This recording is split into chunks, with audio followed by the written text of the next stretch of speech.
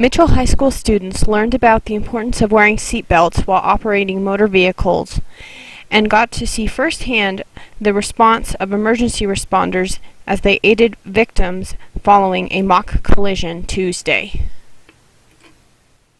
A study from Highway Safety tells us that if we wear our seatbelts and we're in a motor vehicle crash, our survival rate goes up to 50%. If our vehicle has seatbelts and airbags are deployed, our survival rate goes well over 60%. The odds are in your favor. Students, with my 28 years with the State Patrol, I never unbuckled a dead person. Did you hear what I said? In 28 years with the State Patrol, I never unbuckled a dead person. They make a difference, seatbelts and airbags, okay?